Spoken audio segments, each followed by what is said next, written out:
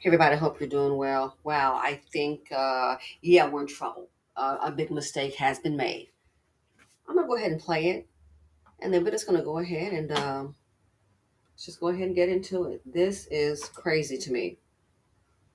Once again, urge the Revolutionary Guard, the Iranian military, police, to lay down your arms and Mr. Minister, the US President Donald Trump warned that Iran must now make peace, otherwise, the future attacks, he says, will be far greater and much easier. So, how is Tehran responding to that from Washington? Thank you.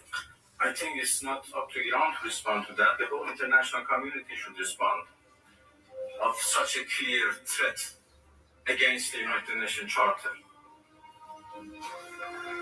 Iran has done nothing wrong. We do not understand why Iran should be attacked. You answered this question.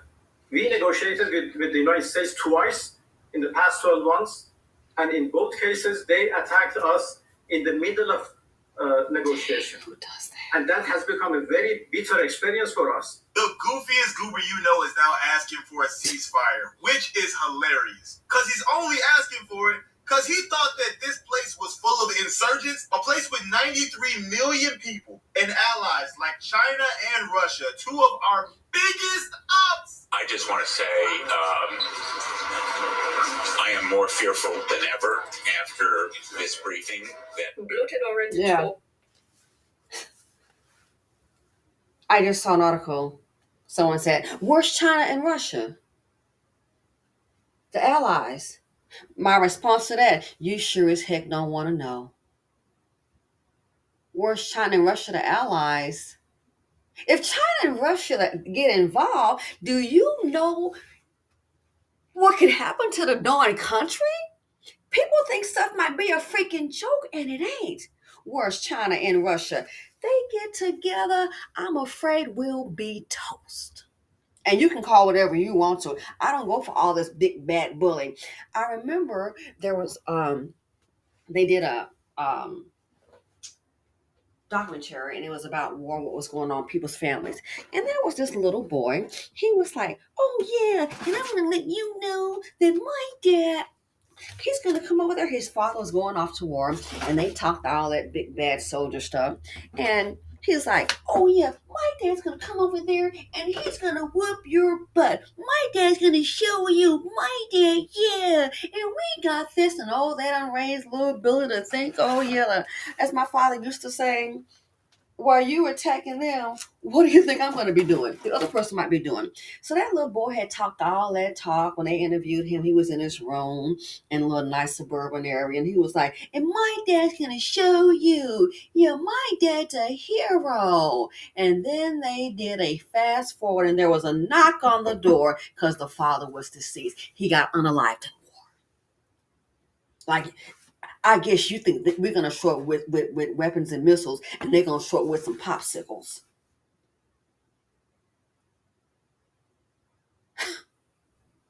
It's like, you got to be kidding me.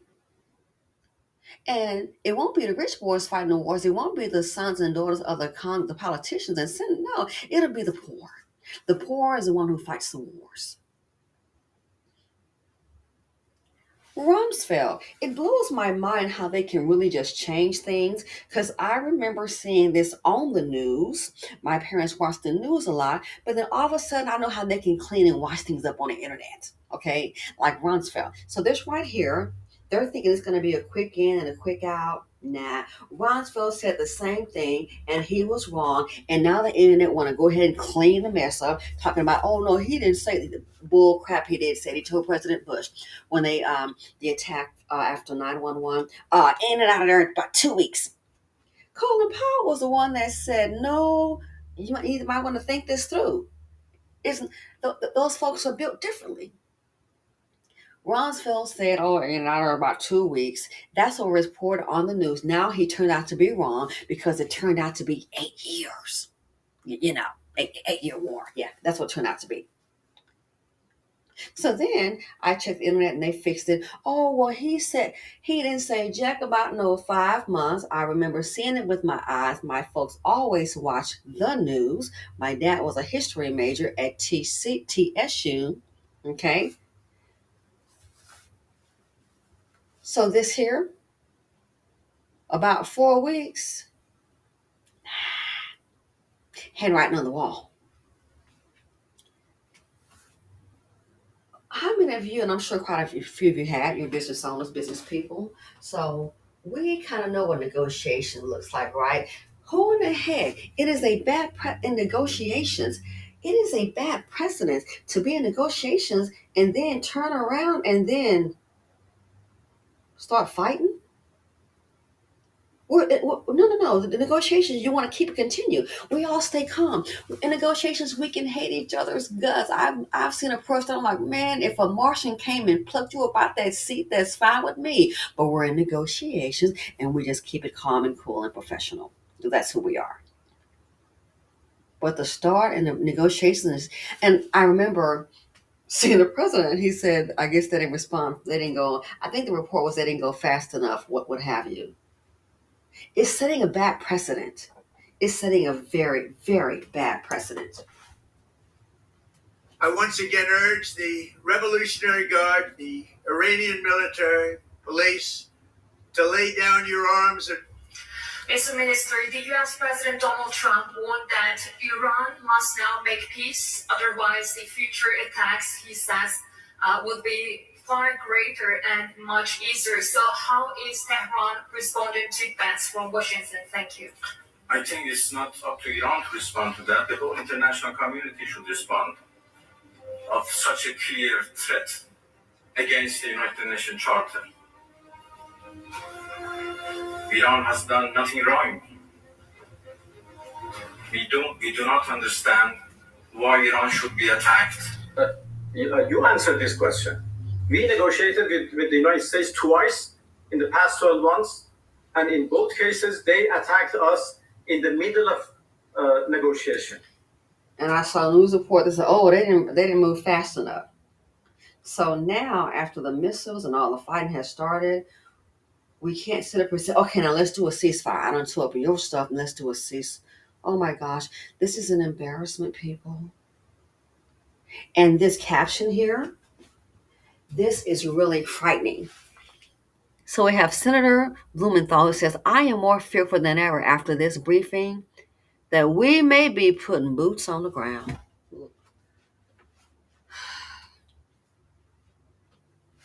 Boots on the ground. See, this is where it makes me, can we afford a war? Look what happened with Afghanistan. Left all, we got Americans sitting up here losing vehicles, car repossessions up, can't afford shelter, but we can afford a war. That's where the tax dollars are going. All the people knocked off Medicaid and Medicare. That in Afghanistan. Left all those vehicles sitting over there, missiles, weapons. Man, we done gave the enemy just a hand. Here you go. All those vehicles left. Guns, weapons. The amount was just crazy. It was insane. Poor exit strategy. And it's been critiqued and critiqued. And now look where we are this week. They were thinking no more than 4 weeks, and I was like, boy, you got to be kidding me. 4 weeks? You don't know how, but we're not trading options now. Well, I mean, I am, literally. But we're not, this is like an option. Okay, now listen, that option expires on the 13th. You're going to either have to go ahead and do sell the clothes if you got a call, buy the clothes if you got a put, or you're going to have to go ahead and exercise. But you're going to have to make a decision. Don't make one. You might be looking at an MC, a margin call. You're going to have to make a move. Sell the clothes, buy the clothes, exercise. You're gonna have to do something. So this is not an option. 4 weeks. Now we can go as long as yesterday. I saw the news saying, it'll take us. We can go as long as it takes. Now today we're having ceasefire. We start throwing missiles, doing negotiations. You think that's a good look for the country? With the United States twice in the past 12 months, and in both cases, they attacked us in the middle of negotiation. And that's just something you just don't do. Who does that in business?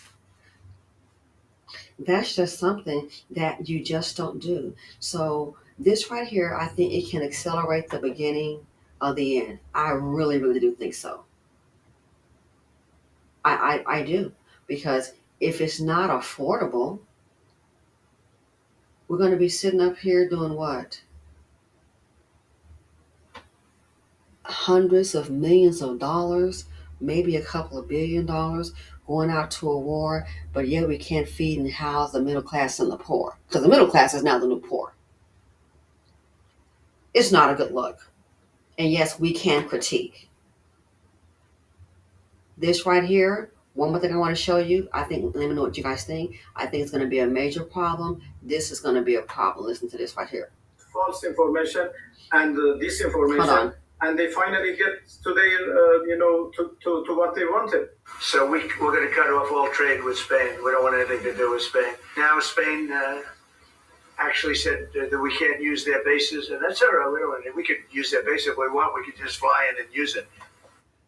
So they said so Spain says we can't use their bases to aid in this war.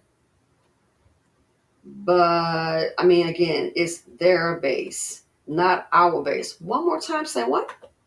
We're going to cut off all trade with Spain. We don't want anything to do with Spain. Now Spain actually said that we can't use their bases, and that's all right. We could use their base if we want. We could just fly in and use it.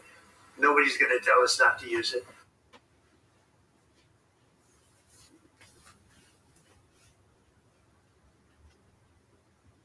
Take me to your leader. Yeah, not today. I think we need to kind of backtrack and maybe, if this is my opinion, this is America, we can agree to disagree even with the president. Maybe a little diplomacy might be better.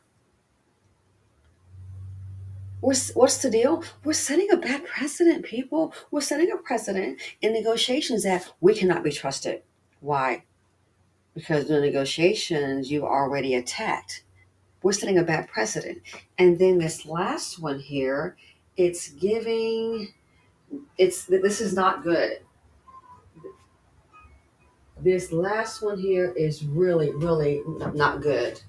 To say that we can't use their bases, but we're going to use them anyway. And, actually said that we can't use their bases, and that's all right. We could use their base if we want. We could just fly in and use it. Nobody's going to tell us not to use it. And that comes off as very disrespectful. It really does. It's just not a good look. So we are in a very dangerous situation in the middle of negotiations. That's just not typically how it's done. It's a very bad look. I don't call it whatever you want to. It's just a bad look for the country. And I hope we don't go to boots on the ground.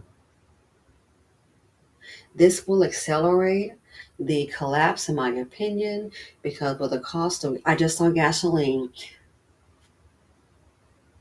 up 30 cents yesterday. Then a report said one location it was up 20 cents, and they said, oh, and if this right here, it could go up 25 cents by next week. So people can afford food and gas. It's a domino effect. What brings the furniture? What brings the food in large trucks? Furniture stores are already going on. I've seen some. So then the restaurants that are barely hanging on, the cost of food will increase. Then what? So for the ones who think, some people think everything is a joke. It's not. Well, where's China and Russia? I will tell you one thing, sweetie, you don't want to know. Are they going to show up? Some people in this country, especially, it's easy to sit behind a keyboard. You don't know history. You a fool. We better hope and pray that they don't show up, because if you think I don't live in a world of fantasy like that little boy did, he's gonna go over there and he's gonna show you. And then came and in war, if two show up and they're dressed in uniform, they're not there to say, how you doing? We're here for 10 crumpets. They had to break the horrible news of my dad's gonna, that your father is no longer here, casualty of he died in war.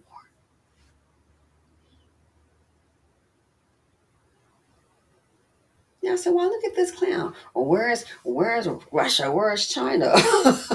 You have to be a fool if you want them to show up. You just pray for death. How about if you feel that way, and some people they have the right to their opinion, we can just send you over there and you go ask them and see what's gonna happen. I don't see how we can afford the war. We can't afford feeding the people, or maybe we don't want to. We can't afford Medicaid and Medicare, or maybe we don't want to. And now we got this going on. Out of all this, then a ceasefire, I think, it's just my opinion, it's a little late for that. I think it might be a little late. A ceasefire? I don't see it happening. Anyway, what do you think about this here? We are in a major, I feel that we're in trouble. I'm just going to come out and say it. Anybody said knew it's going to be all right, think again. And I hope that we don't go to boots on the ground. I don't see how we can afford this war. Look at the economy.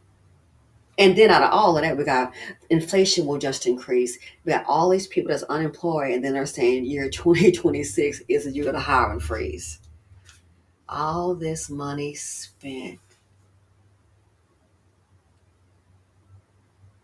But I get it. In my opinion, it's about the resources. Gotta go. Let me know what you all think. Thanks for watching. Feel free to comment, like, subscribe, and share. Please stay alert because it is dangerous out there, and I'm out.